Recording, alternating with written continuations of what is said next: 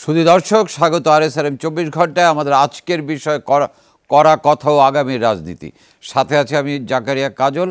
আমার সাথে আলোচনার জন্য স্টুডিওতে উপস্থিত আছেন মাননীয় নৌ পরিবহন মন্ত্রী শাহজাহান খান এমপি, আছেন সিপিবির সভাপতি মুজাহিদুল ইসলাম সেলিম, আছেন বাংলাদেশ জাতীয়তাবাদী দল বিএনপি স্থায়ী কমিটির সদস্য ব্রিগেডিয়ার জেনারেল আসম হান্নান শাহ। আপনাদের স্বাগত। আমি আলোচনা শুরু করার আগে আমাদের একটা সংবাদের অংশ দেখে নিতে চাই, আমাদের আলোচনায় সুবিধা হবে। ফিরিয়ে আনার জন্য ভালো কথায় না হলে তখন কি করতে হয়? শক্তভাবে আন্দোলন করে সেই অধিকার প্রতিষ্ঠা করতে হয়। এবার আমার দেশের মানুষের গায়ে হাত দিয়ে দেখুক, আমার একটা দেশের মানুষের ক্ষতি করলে তার পরিণতি কি হবে সেটাও তারা দেখবে। দেশের প্রধান দুই রাজনৈতিক জোটের শীর্ষ নেতার এমন বক্তব্য উঠে এসেছে গণমাধ্যমে। খণ্ডিত নয়, প্রধানমন্ত্রী শেখ হাসিনা কিংবা বিএনপি নেত্রী খালেদা জিয়ার পুরো বক্তব্যই সরাসরি শুনছে মানুষ। অবৈধ সরকার শীর্ষ রাজনৈতিক নেতাদের মধ্যে বাকযুদ্ধ হতেই পারে, সেটি গণতান্ত্রিকও বটে। তবে এই মুখোমুখি অবস্থান কি খুব জরুরি? প্রশ্ন রাজনীতি বিশ্লেষকদের। এখানে রাজনীতিতে হুমকি ধমকির প্রশ্নটা আসলে না। আসলে আমাদের দেশের রাজনীতিতে যদি এক ধরনের স্থিতিশীলতা আনতে হয়, একটা সমঝোতা লাগবে, আলাপ আলোচনা লাগবে। আমি যেটা মনে করি, আলাপ আলোচনা হতে পারে না। প্রধান দুই জোটের অসম অবস্থান রাজনীতিকে পিছিয়ে দেবে বলে মনে করেন কেউ কেউ। যে ক্ষমতাসীন হয়ে আওয়ামী লীগ অনেক বেশি উদ্ধত, অনেক বেশি বেপরোয়া, অনেক বেশি মারমুখো, এই মারমুখো অবস্থার মোকাবেলা করার কোনো সামর্থ্য বিএনপির আছে বলে মনে হয় না। আর গতানুগতিকভাবে মারামারি করে কোনো সমাধানও আওয়ামী লীগ বিএনপি করতে পারবে না, তাতে জনজীবনের দুর্ভোগ বাড়বে। বেগম জিয়া কিংবা শেখ হাসিনা গত 2 যুগ ধরে তারাই দেশ পরিচালনা করছেন, নেতৃত্ব দিচ্ছেন রাজপথেও। তাদের এক একটি বক্তব্য তৃণমূলের প্রতি নির্দেশনা। তাদের পাল্টাপাল্টি বক্তব্য অথবা হুমকি পাল্টা হুমকির প্রভাবও মাঠের রাজনীতিকে প্রভাবিত করছে। তারা কিন্তু এই ঠিক সেই রকমই একটা উত্তর দেওয়ার বা আচরণ করার একটা পর্যায়ে আছে। এদিকে বিএনপিও চেষ্টা করবে তাদের পক্ষের লোকজনকে মাঠে নামানোর। সুতরাং একটা উত্তপ্ত এবং সংঘাতময় পরিস্থিতির মধ্যেই কিন্তু দেশ চলতে থাকবে, এটা মনে হচ্ছে। মাননীয় মন্ত্রী, আপনাকে দিয়ে শুরু করে যেটা আমরা বললাম যে একটা মুখোমুখি অবস্থান, মানে প্রধানমন্ত্রী এবং প্রধান বিরোধী দল বলতে আমরা যাদের বুঝি বা বিরোধী জোট, দুজনের যে বক্তব্য পাল্টাপাল্টি, তো এতে করে মানুষের মধ্যে একটা আশঙ্কা জন্মাচ্ছে, আমরা কি আবার 5ই জানুয়ারি পূর্ব যে অবস্থা সেদিকে ফিরে যাচ্ছি? আপনাকে ধন্যবাদ। রাজনীতিতে পাল্টাপাল্টি অবস্থান থাকে, কথাবার্তা থাকে, তবে সেই কথাবার্তা সকলকেই কিন্তু একটা শালীনতা বজায় রেখে আমাদের কথা বলা উচিত রাজনীতির সেই এটা। কিন্তু যখন দেখা যায় যে কেউ একটা কথা বলে বা যে ঘটনাগুলো 2013 সালে ঘটেছিল, যে তাণ্ডবগুলো ঘটেছিল, সেই সম্পর্কে যখন আমরা বলতে চেষ্টা করি, তখন আবার বিএনপি তখন সেটাকে কিন্তু মানে দুঃখ প্রকাশ বা তার জন্য ক্ষমা না চেয়ে বরং সেটাকে কিন্তু তারা এস্টাবলিশ করার চেষ্টা করে। সুতরাং যে কথাটা মাননীয় প্রধানমন্ত্রী বলেছেন, কথাটা উদ্দেশ্যটা হলো এই যে 2013 সালে যেভাবে মানুষকে হত্যা করেছে, মানুষকে আহত করেছে, উনি বলেছিলেন তখন একটা ইন্টারিম গভর্নমেন্টে ছিলাম আমরা, কাজে অনেক কিছু করতে পারিনি। এবার সেই জন্যই আমরা এখন প্রশ্নটি হলো, বিএনপি বলছে যে আমরা সংলাপ চাই। সংলাপের এই পরিস্থিতি নষ্ট করেছে কে? সংলাপের পরিস্থিতি নষ্ট করেছে বিএনপি। প্রধানমন্ত্রী হিসেবে দায়িত্ব ছিল শেখ হাসিনার, তিনি বিরোধী দলের তৎকালীন বিরোধী দলের নেত্রী বেগম খালেদা জিয়াকে উনি টেলিফোন করলেন এবং টেলিফোন বাংলাদেশের মানুষ শুনেছে খালেদা জিয়া কি বলেছেন আর শেখ হাসিনা কি বলেছেন। এই যে সংলাপের পরিবেশ, এর মধ্যে কি কোনো কৌশলী অবস্থান ছিল যিনি, মানে আপনি কি মনে করেন? না, কৌশলী অবস্থানের কোনো বিষয় না, যা ওপেন খোলামেলা কথাবার্তা। এখানে বিএনপি যে মানে চেয়ারপারসন, তিনি সেই সংলাপ মূলত চান নাই। তিনি মনে করেছিলেন যে এই তাণ্ডব করে শেখ হাসিনাকে ক্ষমতাচ্যুত করা যাবে। এইটা হলো এক ধরনের আপনার ওই যে মানে প্রসব বেদনা, ক্ষমতায় যাওয়ার একটা প্রসব বেদনার মতো, যে তাৎক্ষণিকভাবে যে কোনো করেই হোক ক্ষমতায় যেতে হবে, তার জন্য যা যা করা দরকার সেগুলো করলেন। তা না হলে সাধারণ মানুষকে হত্যা করবেন কেন? বাস ড্রাইভারকে হত্যা করবেন কেন? হেল্পারকে হত্যা করবেন কেন? পুলিশ হত্যা করবেন কেন? গার্মেন্টস শ্রমিক, মুক্তিযোদ্ধা, এদেরকে রিক্সা শ্রমিক কেন হত্যা করবেন? মানুষদের জ্বালিয়ে পুড়িয়ে দেবেন কেন? মানে যারা আন্দোলনের সঙ্গে সম্পৃক্ত না তারা, হ্যাঁ, যে সাধারণ মানুষ। আপনি হরতাল ডাকলেন, যেমন আপনার গণতান্ত্রিক অধিকার হরতাল ডাকা, আপনি যে দাবিতে হরতাল ডেকেছেন সেই দাবির সঙ্গে আমি একমত না হয়ে আপনার হরতালের বিরোধিতা করতে হবে, সেটা আমার গণতান্ত্রিক অধিকার। এখন যে দাবি নিয়ে জামাত রাজাকারদেরকে প্রতিষ্ঠিত করার জন্য বিএনপি যে হরতাল ডাকলো, আমি একজন মুক্তিযোদ্ধা বা এই বাংলাদেশের স্বাধীনতার একজন সৈনিক হিসাবে আমার দায়িত্বটা কি? আমি তো হরতাল এই জামাতকে প্রতিষ্ঠিত করার হরতাল করবো না। সুতরাং সেইখানে যখন আমরা এই পদক্ষেপগুলো গ্রহণ করেছি, তখন তাদের যে তাণ্ডবগুলো, সেই তাণ্ডবের পরবর্তীতে এই সংলাপের নিয়ে আলোচনার পথটাকে রুদ্ধ করেছে বিএনপি, আওয়ামী লীগ নয়। আসলে হরতাল মানে যখন যিনি সরকারে থাকেন তিনি কিন্তু হরতালের বিপক্ষে বেশ অবস্থান নেন, আবার এটা আমরা দেখে এসেছি। আমি আশা করি অবস্থার পরিবর্তন। ব্রিগেডিয়ার হান্নান সাহেব, আপনার কাছে যাব। আমি যেটা বললাম যে 5ই জানুয়ারি পূর্ব যেই সহিংসতা বলেন, আন্দোলনে যেটা মানুষ কি হাঁচ করছে, আবার এমন কোনো কিছু দুর্ভোগ নেমে আসবে কিনা? আমরা কেউ জি বাংলাদেশের মানুষ অশান্তিতে থাকুক বা তারা নিরাপত্তাহীনতায় ভুগুক, এটা আমরা কেউ চাই না। আপনি 5ই জানুয়ারি নির্বাচনের কথা বলেছেন, আমি স্পষ্ট বলতে চাই 5ই জানুয়ারি কোনো নির্বাচন হয় নাই। নির্বাচনের নামে একটা প্রহসন হয়েছে। আর আমার বন্ধুবর মাননীয় মন্ত্রী মহোদয় যেটা বললেন টেলিফোন সংলাপের কথা, একটা জিনিস স্পষ্ট, মাননীয় প্রধানমন্ত্রী টেলিফোন করেছেন তদানীন্তন বিরোধী দলের নেত্রী 3-3বার প্রধানমন্ত্রী বেগম খালেদা জিয়ার কাছে। এই দুইটা হলো একান্ত আলাপ। এই আলাপ রেকর্ড করে ইচ্ছাকৃতভাবে বিকৃত করে মানুষের কাছে সেটা প্রচার করা হলো। সরকারের কাছে অনেক মেকানিজম আছে, তারা অনেক, আপনারাও ছিলেন, আমরা তো জানি, কিন্তু আমরা এই বর্তমান সরকার এবং যে বিগত দিনে আওয়ামী লীগ সরকারের যেভাবে তারা মিথ্যাচার করেন, সত্যকে অন্যভাবে প্রভাবিত করে তাদের মন গড়া কাহিনী জনগণকে শোনান, আমরা এরকম কোনোদিন করি নাই। আরেকটা কথা বারবার বলা হচ্ছে যে 5ই জানুয়ারি নির্বাচনের পূর্বে সহিংসতা যে হয়েছে, যদি কেউ অস্বীকার করবে না। জনগণ যখন তাদের দাবি শান্তিপূর্ণভাবে করতে পারে না, তখনই কিন্তু তারা অন্যদিকে যায়। আমরা দেখেছি এর আগেও ওই তখনকার আওয়ামী লীগ সরকারের সময় বিনা উস্কানিতে, বিনা কারণে বিরোধী দলের নেতা কর্মীদের কীভাবে হয়রান করা হয়েছে।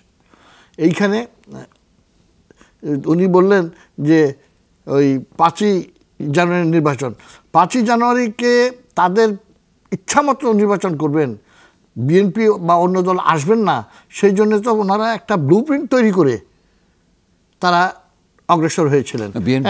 আমি একটু বলতে চান প্লিজ। এবং ওই ব্লু প্রিন্টের প্রথম ক্যাজুয়ালিটি হলো আমাকে 25শে নভেম্বর অ্যারেস্ট করা হয় বিনা কারণে।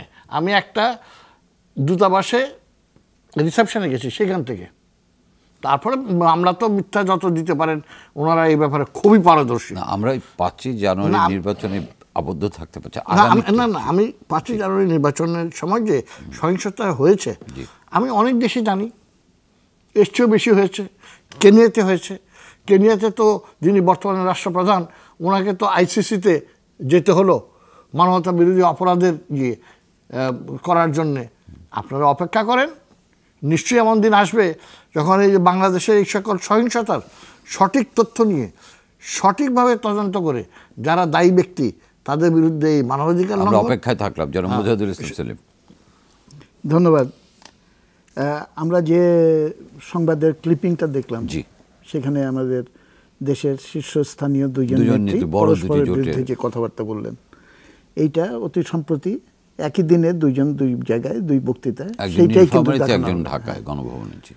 কিন্তু দেশবাসী এটা জানে যে এটা খালি একদিনের ঘটনা না, এটা বহুদিন ধরেই কিন্তু এইভাবে পাল্টাপাল্টি একজন আরেকজনের বিরুদ্ধে অভিযোগ করে যাচ্ছেন। এবং যেই এই কালচারটাকে, এই মাত্রাটা একটু বেশি, তবে সামগ্রিকভাবে এই কালচারটাকে আমি নেতিবাচক এবং ক্ষতিকর বলে মনে করি এবং খুব রুচিসম্মত আমার কাছে মনে হয় না। এখানে খেয়াল করলে দেখবেন যে নীতি নিয়ে তর্ক, আদর্শ নিয়ে তর্ক, কোনো একটা ইস্যু নিয়ে তর্ক, সেইটার ভেতরে কিন্তু নেতৃবৃন্দ যাচ্ছেন না বা নেত্রীরা যাচ্ছেন না। সেখানে বাক্যবাণের তীর ছুঁড়ে একজন আরেকজনকে হুমকি দেওয়ার মাধ্যমে দল ভারী করা এবং কর্মী ক্যাডারদের সাহস জোগানো যে এই আমরা চিরজীবন ক্ষমতায় থাকবো, আরেক পক্ষ হয়তো বলছে যে না এই তো আমরা ক্ষমতায় আসছি, এটা না করলে কর্মী টিকিয়ে রাখা যাবে না। এই ধরনের একটা মনোবৃত্তি থেকে কিন্তু কর্মী টিকিয়ে রাখতে গিয়ে তো জনমনে ভীতি সঞ্চার হচ্ছে। তো জনগণ তো কোনো ব্যাপার না, এটা আমাদের দেশ এই বিশেষ করে আওয়ামী লীগ এবং বিএনপি নেতৃত্ব সম্পর্কে আমি বলতে চাই যে জনগণ ক্ষমতা নির্ধারণ করে এইটা তারা পুরোপুরি মানেন না। এবং এটা অনেক উদাহরণ দিয়ে বলতে পারি, যেমন আমাদের বর্তমান প্রধানমন্ত্রী শেখ হাসিনা বলেছিলেন যে আমি এটা আমেরিকার প্রেসিডেন্ট এসেছিল, তিনি এখানে পাইপলাইনে গ্যাস নেওয়ার জন্য বলেছিলেন, আমি এটা না বলেছিলাম, বেগম খালেদা জিয়া এটা হ্যাঁ বলাতে ওনাকে জিতিয়ে দিলেন। আপনাদের নিশ্চয়ই মনে আছে 2001 সালের ইলেকশন। তাহলে পরে প্রধানমন্ত্রী শেখ হাসিনার কথা অনুযায়ী কে ক্ষমতায় যাবে সেটা জনগণের ভোট দ্বারা নির্ধারিত হয় না, এটা হলো আমেরিকার পক্ষে বলল না বিপক্ষে বলল এইটা দ্বারা নির্ধারিত হয়। তাহলে আমাদের দেশে গণতন্ত্র এবং জনগণের সরকারের ব্যাপারটা এইখানে এসে দাঁড়িয়েছে। ব্যাপারটা হলো ক্ষমতা কেন্দ্রিক বিরোধ। এবং খেয়াল করলে দেখবেন যে আমার নিজের বক্তব্য বলার জন্য আমি কি চাই সেইটা উপস্থাপন করার চেয়ে প্রতিপক্ষ কেন মন্দ এবং কি মন্দ এইটাতেই কিন্তু তারা কনসেন্ট্রেট করে। সুতরাং তুমি মন্দ এইটা প্রমাণ করতে পারলে মানুষের আর কোনো জায়গা থাকবে না, আমার দিকে চলে আসবে। এইরকম একটা ফাঁদের ভিতরে আমাদের দেশ পড়ে গেছে। কিন্তু এই জাতীয় কথাবার্তায় জনমনে একটা আতঙ্ক ছড়ায়, একটা সন্দেহ কি হবে না হবে এরকম একটা দোলাচলে ভুগে। আমরা এই বিষয়টি নিয়ে আলোচনা করব পরবর্তী পর্বে। দর্শক, এই পর্যায়ে একটা ছোট্ট বিরতি নিচ্ছে, আমাদের সঙ্গেই থাকবেন।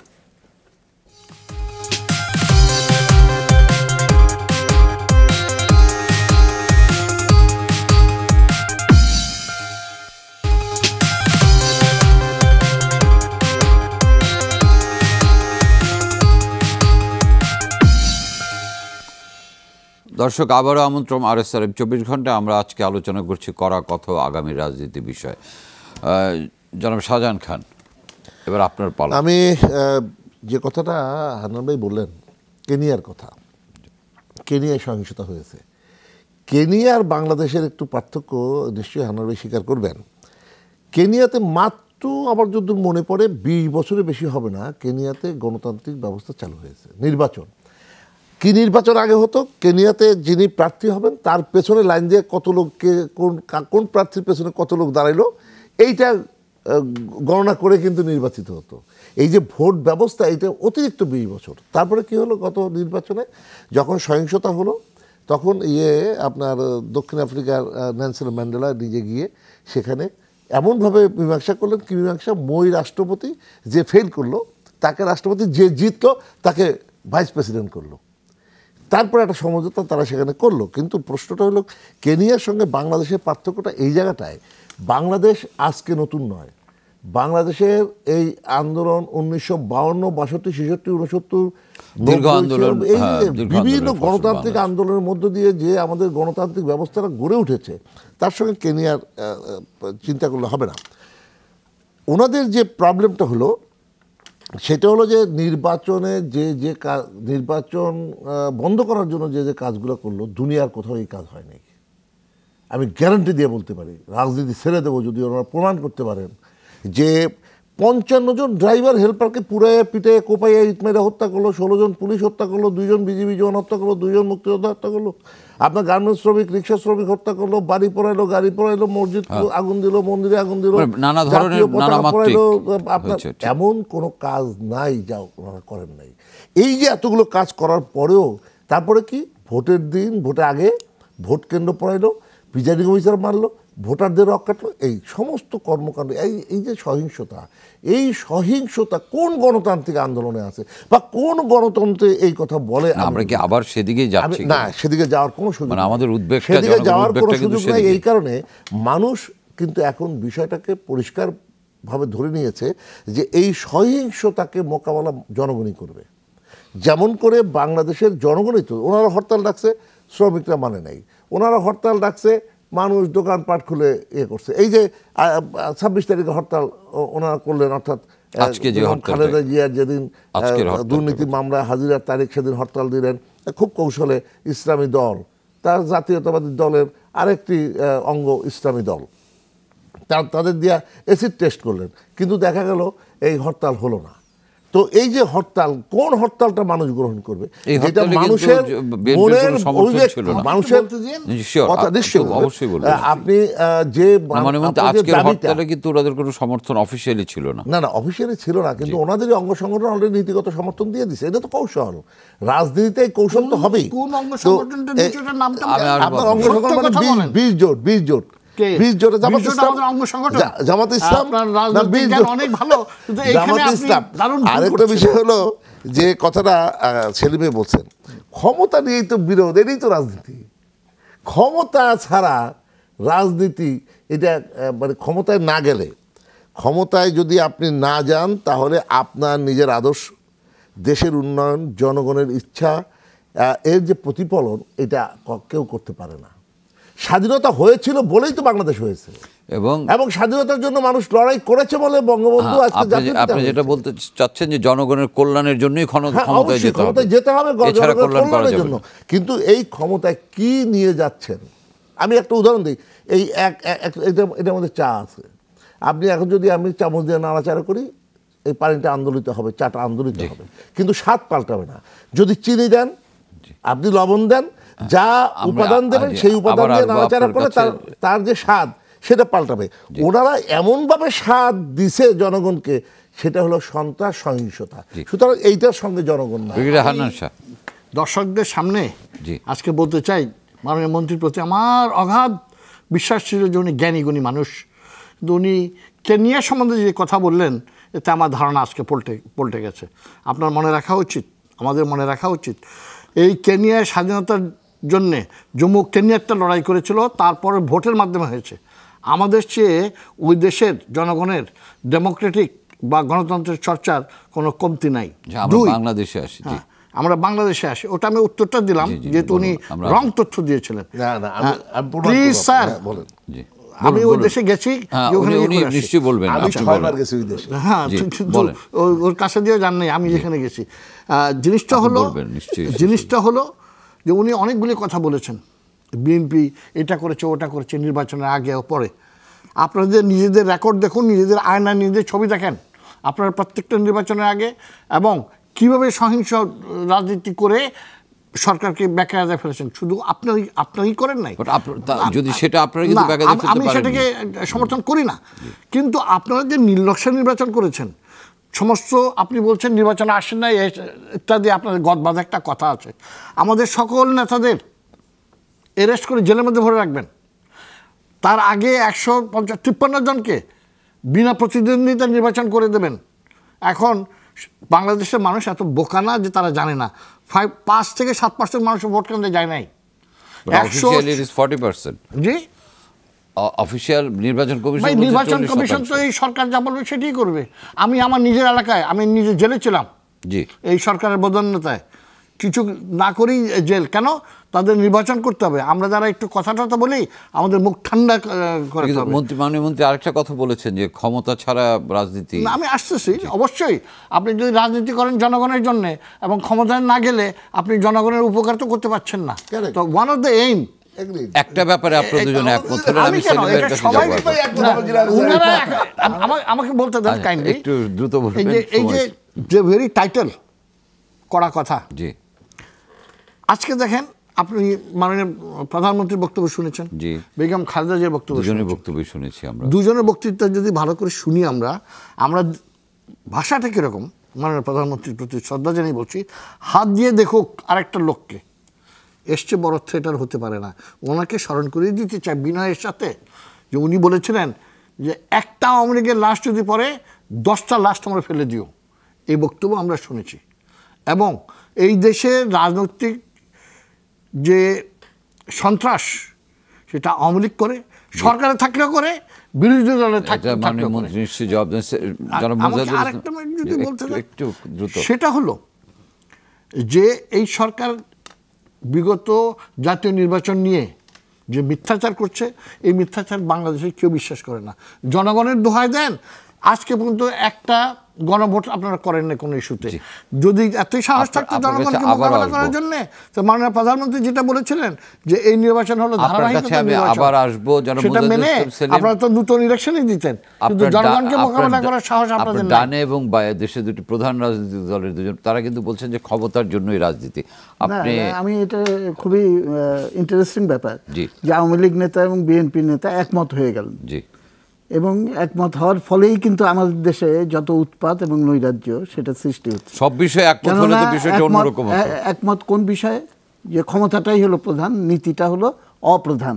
বলছেন জনগণের কল্যাণের জন্য। আমি মনে করি যে রাজনীতি কোনোদিনই সুস্থ জায়গায় আসবে না যতক্ষণ পর্যন্ত না আমরা নীতিটাকে প্রধান বিবেচনা করে, নীতি প্রতিষ্ঠার জন্য ক্ষমতা, ক্ষমতার জন্য ক্ষমতা নয়। আওয়ামী লীগের নেতা, জাতির জনক বঙ্গবন্ধু শেখ মুজিবুর রহমানের ভাষণের কথা আমি স্মরণ করিয়ে দিতে চাই। তিনি 7ই মার্চের ভাষণে বলেছিলেন যে আমি প্রধানমন্ত্রী তো চাই না, আমি মানুষের অধিকার প্রতিষ্ঠা করতে চাই। তিনি তো ইচ্ছে করলে পাকিস্তানের প্রধানমন্ত্রী হতে পারতেন যদি নীতির ব্যাপারে কম্প্রোমাইজ করতেন। সুতরাং সেইখান থেকে কিন্তু আমরা শিক্ষা নিচ্ছি না। রাজনীতি এখন আবর্তিত হচ্ছে নিছক ক্ষমতা, এবং ক্ষমতার প্রয়োজনে নীতিকে বিসর্জন দিতে হবে, এবং অপ্রয়োজনীয় এবং যারা দেশের জন্য ক্ষতিকর সেই সব শক্তিকেও কিন্তু জোটবদ্ধ করতে হবে, বা ওই জোট থেকে ছুটিয়ে এই দিকে নিয়ে আসার চেষ্টা করতে হবে। এবং এটাই ছিল কিন্তু আমার বিবেচনায়। আমি আশা করি প্রধান দুই রাজনৈতিক দলের দুজনে এর জবাব দেবেন কেন তারা ক্ষমতার কথা বলছেন। না, খুব আরেকটা ইন্টারেস্টিং কমেন্ট আমি করতে চাই যে বিএনপির নেতৃবৃন্দ এখন জনগণের পক্ষে অনেক কথা বলছেন, ভালো কথা। আমি দেখেছি যে যখন আওয়ামী লীগ বিরোধী দলে ছিল তখনও তারা কিন্তু জনগণের পক্ষে ভালো ভালো কথা। বিরোধী দলে গেলে জনগণের পক্ষে হয়ে যায় না। আমি কথাটা এইভাবে আরেকটু এগিয়ে নিয়ে বলতে চাই যে এই দুইটা দল যখন বিরোধী দলে থাকে তখন জনগণের পক্ষে কথা বলে। সুতরাং এই দুইটা দলকে চিরদিনের জন্য বিরোধী দলে পাঠিয়ে দিলে দেশের বরঞ্চ উপকার হবে। তবে ক্ষমতায় কারা যাবে সেইটা হলো একটা বিকল্প শক্তি। আপনার কাছে আসবো আমি, আমাকে বিরতিতে যেতে হবে। আপনারা দুজনেই বলবেন এটা নিয়ে একটা বিরতির পর। দর্শক, আবার একটা ছোট্ট বিরতি, আমাদের সঙ্গেই থাকুন।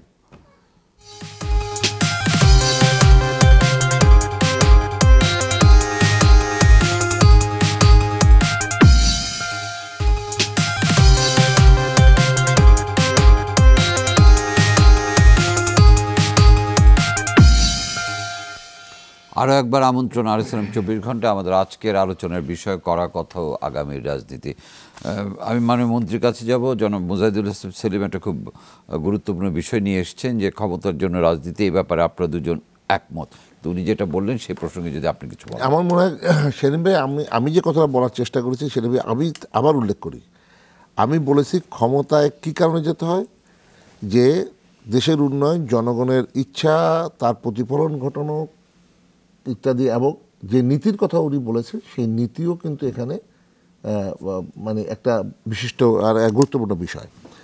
আমি কিন্তু এই কথা বলিনি শুধু ক্ষমতা ভোগ করার জন্য ক্ষমতায় যাওয়া, আপনি বলেছেন জনগণের জন্য, জনগণের এবং দেশের আজকে মুক্তিযুদ্ধের চেতনা, এই চেতনাকে যারা ধারণ করে, যেই উদ্দেশ্য নিয়ে আমরা মুক্তিযুদ্ধ করেছিলাম, দেশ স্বাধীন করেছিলাম, সেই চেতনাকে ধারণ করা ছাড়া অন্য ব্যক্তিরা যখন ক্ষমতায় যাবে, স্বাভাবিকভাবেই যেমন করে 2001 সালে ক্ষমতায় এসে মুক্তিযুদ্ধের মূল যে আপনার দলিল, সেই দলিলের তৃতীয় মানে অধ্যায়ের তৃতীয় যে বইটির কিছু অংশ কিন্তু বাতিল করে দেওয়া হয়েছে। তৃতীয় সংস্করণ না, তৃতীয় সংস্করণ না, 16টা বই তো 3 নম্বর বইটির কয়েকটা পাতাই পাল্টে ফেলছিলেন আপনারা। সুতরাং মুক্তিযুদ্ধের চেতনা যারা ধারণ না করে তারা ক্ষমতায় গেলে তো ওই জিনিসটা হবে। আরেকটা বলি, একটা খুব ভালো কথা বলছেন যে দুই দলকে বিরোধী দলে পাঠিয়ে দিলে ভালো হয়, এই যে চমৎকার কথা। তবে একটা জিনিস আমি বলি, সেলিম ভাইরা কেন অনেকেই বাংলাদেশের রাজনীতিতে তৃতীয় ধারা, বিকল্প ধারা, এই ইত্যাদি অনেক কিছু চেষ্টা করেছেন, কিন্তু খেলা কিন্তু দুই দলেই হয়। তৃতীয় নম্বর দল কিন্তু খেলার জন্য অপেক্ষা করে, যারা সাপোর্ট, ওই যে দর্শক থাকে তারা ওই দুই দলকেই কিন্তু সমর্থন করে, এবং ওই দুই দলের বাইরে 3 নম্বর দলের জন্য তার সমর্থন অপেক্ষা করে না। কিন্তু সুতরাং যে শক্তি তৃতীয় ধারার, এটা কিন্তু আজকে নতুন কথা না, এটা তৃতীয় শক্তি বিকল্প ধারা কিছু। জনাব সেলিম আরেকটা কথা বলেছেন, নীতির মুক্তিযুদ্ধের পক্ষ বিপক্ষে যেমন শোষক এবং শোষিত। আমি একমত সেলিমের সঙ্গে, সেটা হলো নীতিবিহীন রাজনীতি এটা আসলে কোনো ভালো বিষয় নয়। নীতিবিহীন রাজনীতি এটা বলতে পারেন যে জনগণকে বিভ্রান্ত করতে পারে। নীতিবিহীন রাজনীতি আমার দেশের যে উন্নয়ন, সেই উন্নয়নকে বিনষ্ট করতে পারে, জনগণের চিন্তা চেতনা এবং যে মুক্তিযুদ্ধের চেতনা সেটাকে বিনষ্ট করতে পারে। এই যে একটা কথা উঠলো যে বড় দুটি দল আওয়ামী লীগ এবং বিএনপি, এদেরকে বিরোধী দল যদি এরা দুজনই থাকে তাহলে কি হয়? কারণ বললেন যে কেয়ারটেকার কিন্তু চেষ্টা করেছিল -2 আপনার নলেজ দেখে আমি অবাক হয়ে যাচ্ছি। কেয়ারটেকার গভর্নমেন্ট, সেই কেয়ারটেকারটা কে? কেয়ারটেকার গভর্নমেন্ট কি? আর আপনি সামরিক শাসনের কথা কি বলছেন? যে সামরিক শাসকদের আপনারা একেবারে অভিনন্দন জানিয়ে তাদেরকে শাসন করতে দিয়েছিলেন। যাই হোক, ওদিকে যাচ্ছি না। দুটি দল কিন্তু একবার বিরোধী দলের ছিল।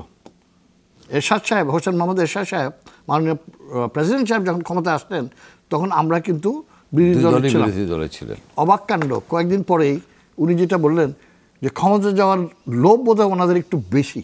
কারণ আমরা কি দেখলাম, ওনারা ঠিকই স্বৈর শাসককে, যাকে আর্টিস্ট কামরুল সাহেব বিশ্ব বেহায়া উপাধি দিলেন, তাদের সাথে গিয়ে হাত মিলালেন এবং হোসেন শহীদ সরওয়ার্দী সাহেব,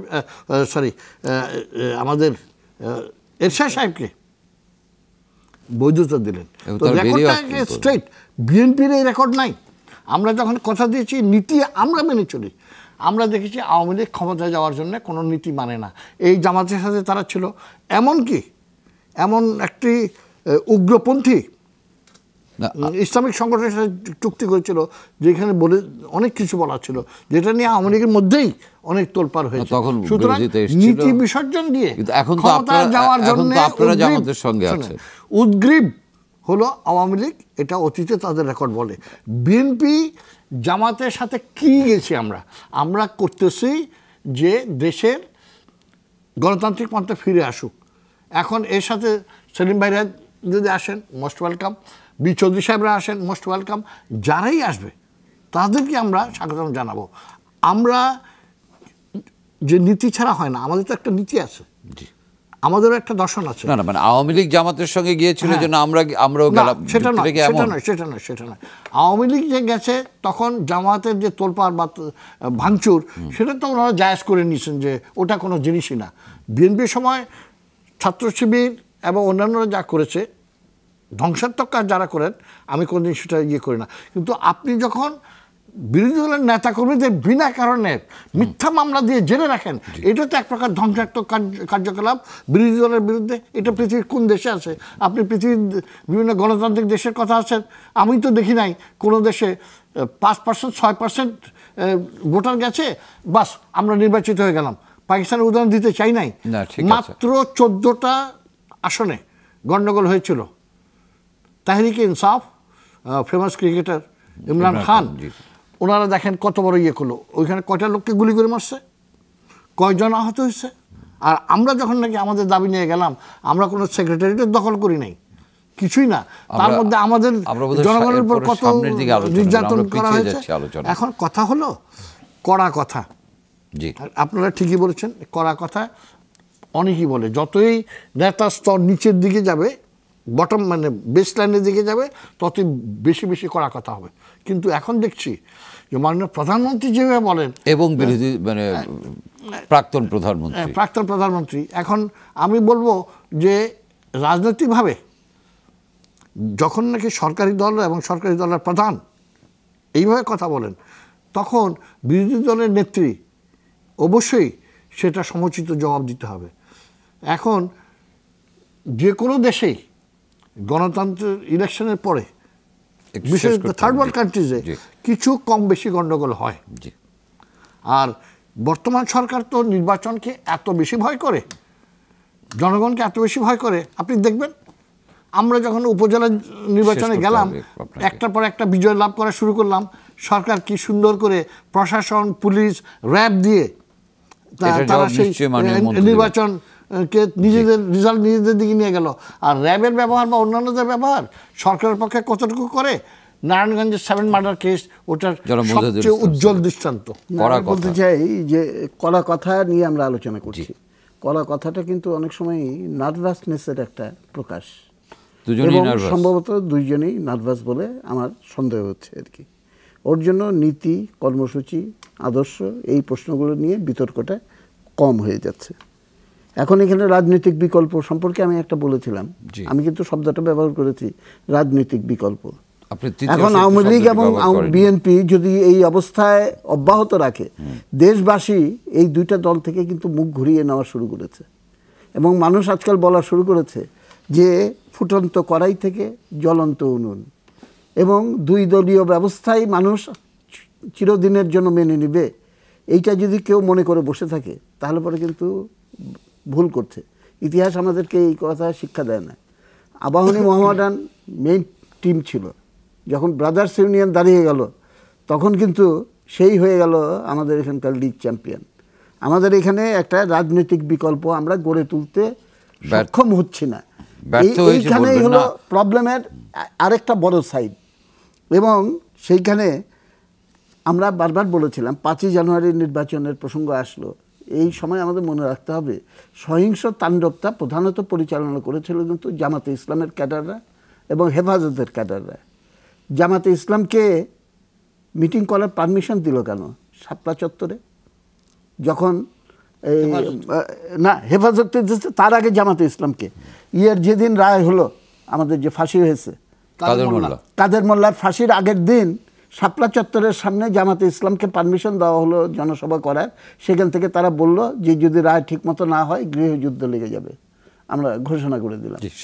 এবং হ্যাঁ, এটার কথা হেফাজতকে মন্ত্রী পাঠিয়ে তাকে পটিয়ে এখানে নিয়ে আসার চেষ্টা করলো। আমরা আগাগোড়া বলেছি যে রাজনীতিতে নীতিটাকে প্রধান হিসেবে দেখতে হবে, not a unity of convenience but unity based on principle. আমার মনে নীতির পাশাপাশি কৌশলটাও কোনো কোনো ক্ষেত্রে ব্যবহৃত হচ্ছে। নীতি বলতে কৌশলটা নীতিকে অতিক্রম করে যেতে পারে না, নীতির বিপরীতে যেতে পারে না। সুতরাং আমরা এটা বারবার বলেছি। আমরা আবার আসবো আপনার কাছে, আপনি বলবেন, আমি একটা বিরতি নিয়ে আপনাকে দিয়ে শুরু করব। ছোট্ট আরেকটা বিরতি। দর্শক আমাদের সঙ্গেই থাকুন।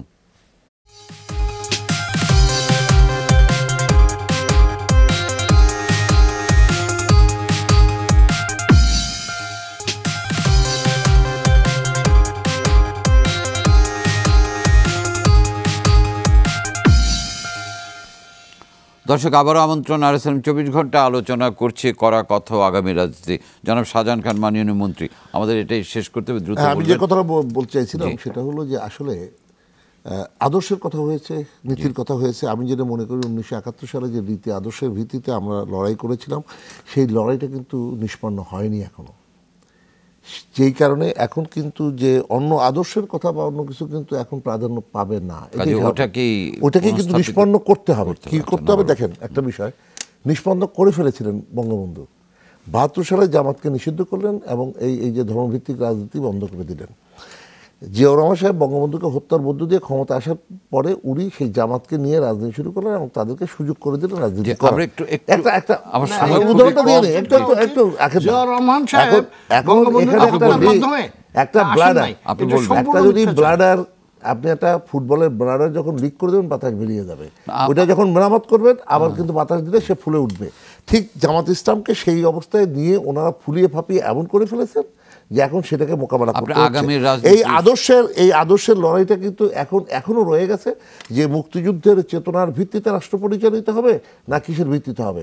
বাংলাদেশের স্বাধীনতার জন্যই মুক্তিযুদ্ধ এবং সেই মুক্তিযুদ্ধের ভিত্তিতে দেশ পরিচালিত হবে, সংবিধান অনুযায়ী পরিচালিত হবে, জনগণের ভিত্তিতে হবে। আরেকটি হানান বলেছেন আওয়ামী লীগ সন্ত্রাস করে। আওয়ামী লীগ সন্ত্রাস করে না, বরং আওয়ামী লীগ সন্ত্রাসকে মোকাবেলা করেই এখন এই রাষ্ট্রে শান্তি প্রতিষ্ঠা করেছেন। আর 2011 সালে জামাতকেই কিন্তু ওনারা বলেছিলেন মুক্তিযুদ্ধের দল। একটু ভুলে না গেলে আমি একটু স্মরণ করে দিয়েছি, খালেদা জিয়া বলেছিলেন 20 দল মুক্তিযুদ্ধের দল, 20 দলের মধ্যে তখন 18 দল, 18 দল মুক্তিযুদ্ধের দল, মুক্তিযুদ্ধের মধ্যে আপনি বললেন জামাত সম্বন্ধে বলেছে, হ্যাঁ জামাত ইসলাম সেই 18 দলে আছে, মুসলিম লীগ আছে, নেজাম ইসলাম আছে, যারা মুক্তিযুদ্ধের দল নয়। সুতরাং আপনাদের এই যে মিথ্যাচারটা আমরা আওয়ামী লীগ করে না, আপনারা করেন। আর 153টা আসনে বিজয় লাভ করা এটা তো কোনো সাংবিধানিক বিরোধী কোনো বিষয় না।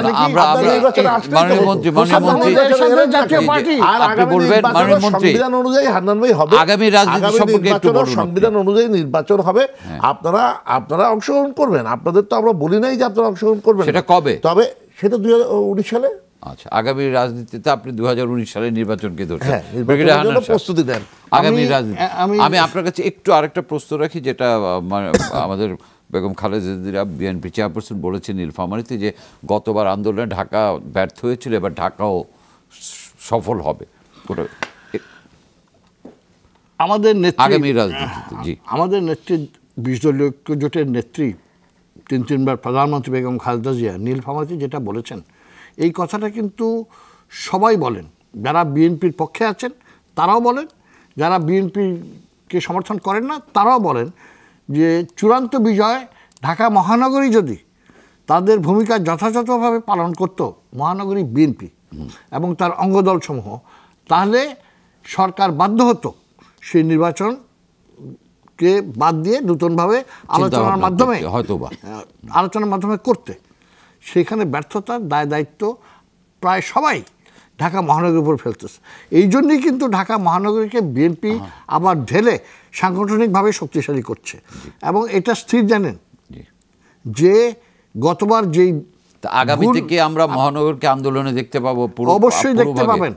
যতই এই সরকার নেতৃবৃন্দকে জেলে নিয়ে যাক বা ইয়ে করুক, জেল জুলুম দিয়ে আন্দোলন আগামীতে থামাতে পারবে না। আশাবাদের গোড়া আমি একটু যদি মনে করি যে গত 2 মাসে কিন্তু পূর্ণাঙ্গ কমিটিটা মহানগরে হয়নি এখনো।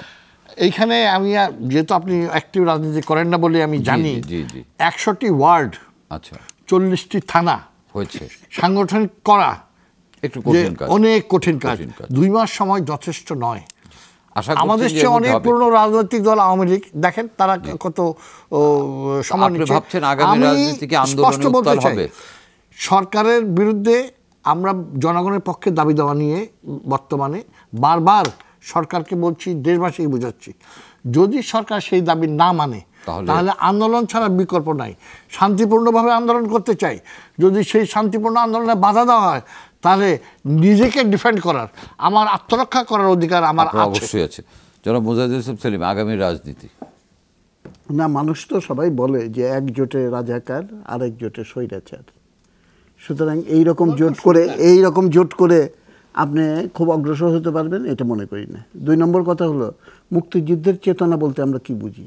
এটা 4 রাষ্ট্রীয় মূলনীতি: গণতন্ত্র, ধর্মনিরপেক্ষতা, জাতীয়তাবাদ, সমাজতন্ত্র। সমাজতন্ত্রকে পরিহার করে, গণতন্ত্রকে দুর্বল করে মুক্তিযুদ্ধের চেতনা আপহোল্ড করা যায় না। ইদানিংকালে একটা তত্ত্ব দেওয়া হচ্ছে যে উন্নয়নটাই হলো অগ্রাধিকার প্রাপ্য, দরকার হলে গণতন্ত্রকে খর্ব করে হলেও উন্নয়ন করা যেতে পারে। কিন্তু যারা এই কথা বলে তারা ভুলে যায় যে উন্নয়নের একটা অপরিহার্য শর্ত হলো জনগণের মুক্ত অধিকার এবং স্বাধীনতা, যেটা গণতন্ত্রের ভেতর দিয়েই নিশ্চিত করা যেতে পারে। সিচুয়েশন এখন যেখানে দাঁড়িয়েছে সেইটা নির্মোহভাবে বিশ্লেষণ করলে বলা যায় যে ক্ষমতায় থাকার জন্য স্টেবলভাবে, স্থায়ীভাবে একটা গণতান্ত্রিক শাসন টিকিয়ে রাখার জন্য সরকারের পেছনে পর্যাপ্ত জনসমর্থন প্রয়োজন। কিন্তু সেটা আমার বিবেচনায় আওয়ামী লীগের পেছনে পর্যাপ্ত জনসমর্থন নাই। সঙ্গে সঙ্গে এই কথাও সত্য যে সরকারের বিরুদ্ধে আন্দোলন করার জন্য জনসমর্থন ছাড়া এটা হয় না, সেইটা বিএনপির ভেতরে নাই। বিএনপির নেতারা ভুল করবেন তারা যদি আওয়ামী লীগের বর্তমান ত্রুটি বিচ্যুতির উপরে ভিত্তি করে তারা ক্ষমতায় যেতে চান। কেননা জনগণ বিএনপির আমলের জোট শাসনের যে হাওয়া ভবন ইত্যাদি এগুলো কিন্তু ভুলে যায়নি। সুতরাং BNP incompetent to gain the support of the popular masses. So what is the next? What is the next? একটা রাজনৈতিক ভ্যাকিউম বিরাজ করছে। আইদার একটা ডেমোক্রেটিক ফোর্স মুক্তিযুদ্ধের পক্ষে সেই রকম একটা রাজনৈতিক শক্তি সমাবেশ এই শূন্যতা পূরণ করবে, আর তা না হলে পরে অতীতেও আমরা যেটা দেখেছি রাজনৈতিক শক্তির মানে এই শূন্যতার সুযোগে অগণতান্ত্রিক শক্তি দেশে ষড়যন্ত্র করবে। যে কথাটা বলেছেন গণতন্ত্রকে খর্ব করে উন্নয়ন করা যায় না, এই কথা যেমন সত্য আবার এটাও সত্য যে গণতন্ত্রের নামে সন্ত্রাস করে কিন্তু দেশের উন্নয়ন হবে না। এই সুতরাং গণতান্ত্রিক যে চিন্তা চেতনা মানসিকতা সেটা আমাদের সকলে থাকতে হবে। আমি যেটা মনে করি বিএনপি যে কথাটা এখন যে জায়গাটা আসছেন শান্তিপূর্ণ আন্দোলন, অহিংস আন্দোলন, কেন তারা আগে সহিংস করেছিলেন বলে কিন্তু এখন ওনারা বলতে চাচ্ছেন যে আমরা অহিংস আন্দোলন করার অধিকার তো বিএনপির আছে। আমি তো সেটাই বলছি, ওনাদেরকে স্বাগত জানাই, ওনাদেরকে স্বাগত জানাই, আমি স্বাগত জানাই যে অরিন্দাম ওই যে কি বলে যে অরিন্দাম কহিলা বিষাদে, এতক্ষণে অরিন্দাম কহিলা বিষাদে, ওনারা এই কথাটা অনেকদিন পরে বললেন যে কিছুদিন আগেও শুনলাম বিভিন্ন নেতাদের মুখে, এমনকি ওনাদের চেয়ারপারসনের মুখে শুনলাম অহিংস আন্দোলন করুন। খুব ভালো কথা, স্বাগত জানাই, অহিংস আন্দোলন করুন গণতান্ত্রিক পদ্ধতিতে। সেই গণতন্ত্রকে ধ্বংস করার জন্য যদি কোনো আন্দোলন ষড়যন্ত্র করেন তাকে কিন্তু এদেশের জনগণ এবং অহিংস আন্দোলনকে স্বাগত জানিয়েছে সরকার পক্ষ। ওনার মুখে স্বাগত জানান অনেক কিছুই, কার্যকলাপে যা করেন তার চেয়ে সহিংসতা কিছু না। আমি একটা কথা স্মরণ করিয়ে দিতে চাই, মহাত্মা গান্ধীজির কুইট ইন্ডিয়া নন ভায়োলেন্ট আন্দোলন, সেই দিন 400-র উপর থানা পুড়েছিল, 2000-এর উপর ইউরোপিয়ানদের ট্রেন থেকে লাথি মেরে বের করে দেওয়া হয়েছিল। তাহলে গণতান্ত্রিক পন্থায় দেখা গেছে যে অহিংস আন্দোলনে যখন বাধা আসে সেটা কি রূপ নেয় সেটা বিভিন্ন দেশে আমরা দেখেছি। অহিংস আন্দোলন মহাত্মা গান্ধী করেছিলেন, কিন্তু অহিংস আন্দোলন যখন চৌরিচুরা নামক থানায় আক্রমণ করা হয়েছিল তখন কিন্তু মহাত্মা গান্ধী সেই আন্দোলন বন্ধ করে দিয়েছিলেন। আমি আশা করি আমরা আশা করি যে আপনারা অহিংস আন্দোলন করবেন এবং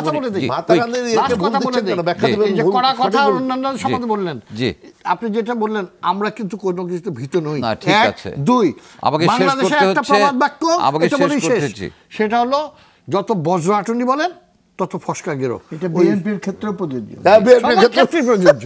দর্শক, আজকের মতো এখানেই শেষ করছি। আবার দেখা হবে আগামীকাল RSRM 24 ঘন্টা অনুষ্ঠানে নতুন কোনো বিষয় নিয়ে, নতুন কোনো অতিথির সাথে। এতক্ষণ আমাদের সাথে থাকার জন্য ধন্যবাদ।